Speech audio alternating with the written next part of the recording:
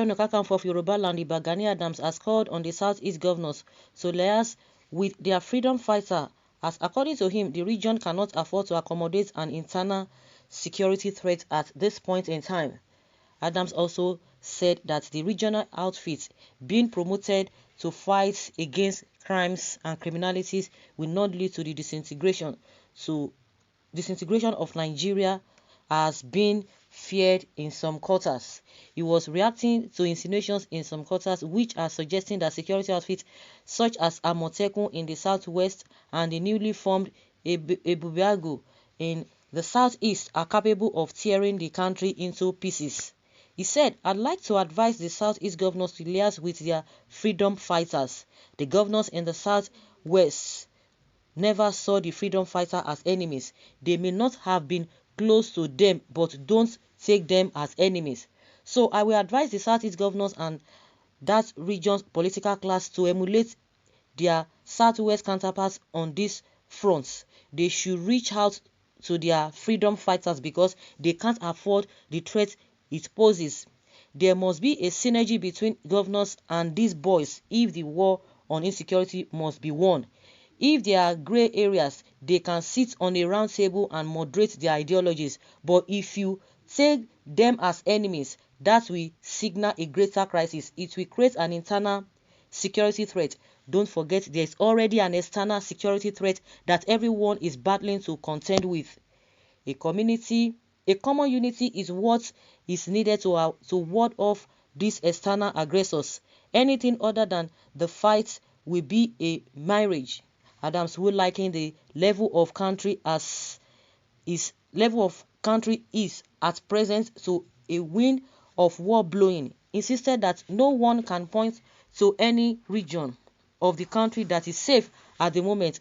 I think it will lead to the country's disintegration. I don't think it will lead to country's disintegration because the level we are at present, the wind of war is blowing, and as a matter of fact, you can't point at any of the 6 geographical zones that we have now that is peaceful. There is no peace everywhere. Everywhere is just in disarray. Even the Southwest that has always been peaceful has been taken over by pockets of S-men, ritualists, robbers, and other security threats that we have now. But the level of insecurity in the Southeast presently is alarming. The same with the South-South region. Moreover, the Ààrẹ Ọ̀nà Kakanfò said that the security threat in and around the country may persist if the federal government fails to pursue a political solution.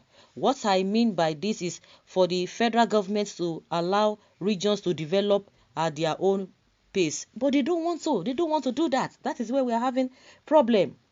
Regions should be allowed to control 60 to 70% of their resources and their security architecture. If this is not allowed and implemented, I foresee this crisis continuing for a long time in all the regions. It is the refusal of our political players at the federal level to do the needful that landed us where we are today. So urgent steps must be taken to arrest this ugly situation. As it is now, the security issues have become a topic of discussion at the international circle and have succeeding to drive away potential investors. Even those that already have their investment here are gradually divesting to other neighboring countries, especially to Ghana, he said. But they are not part of. They say it does not mean anything. It doesn't mean anything. But I don't even understand. Let us even look at this whole thing holistically. For people who really have the love of this country, they want the growth and development of this country. Then what is the problem? We say that we run a federal system of government. Federal system of government. We are not following it. Why is it that we are not doing it? If the country is a unitary government, because that is exactly what they are running, why are they afraid that every region should develop at its pace? Why? That if states cannot control their resources, why? What is the problem? Is that what is being written in the constitution? Because when people tell you that the constitution is faulty, they will tell you, oh, it does not matter. Even the one they have, why can't they work with that? Why is it that we say we are is a federacy unit system of government?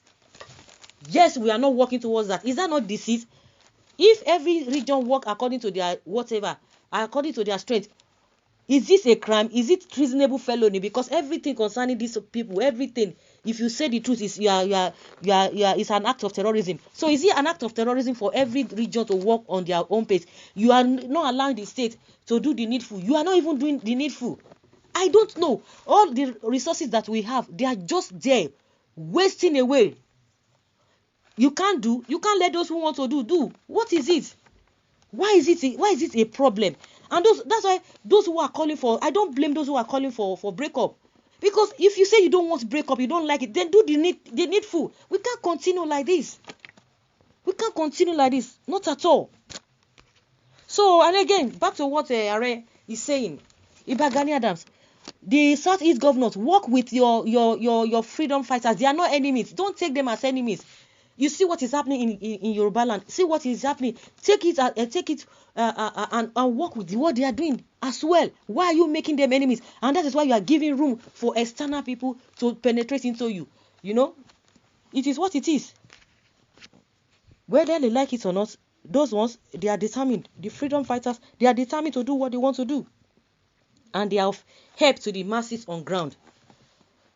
They are of help. Somebody face the problem in your own region. Why didn't you merge OPC with the new security force or adopt OPC as a regional security? Someone said, don't represent us Igbo. Okay, he is not Igbo. Okay, this one say no, they should not mind this person. No, what Are is saying is what they have been talking about it. People are saying, work with what you have on ground.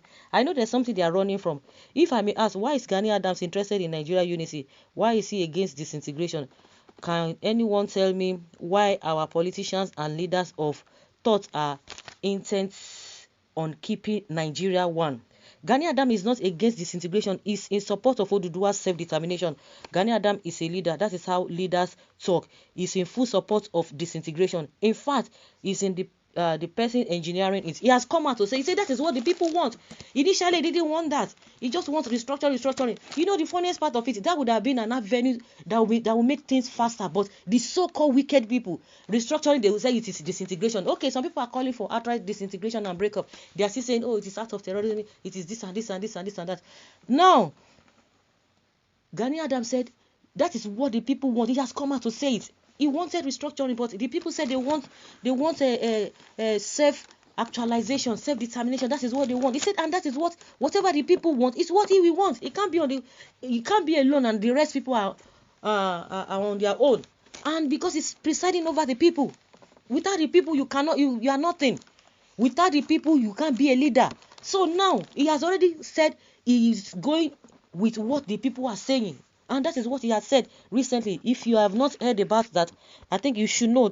Those of you who are asking that, why is it that he's not supporting disintegration? He has said that is what the people want, and he has already agreed to that. And that is why he's calling the Southeast governors to do the needful. Call these people together, do things together, because what is coming up by fire by force, it will get to that stage. You will not have choice than to work with them.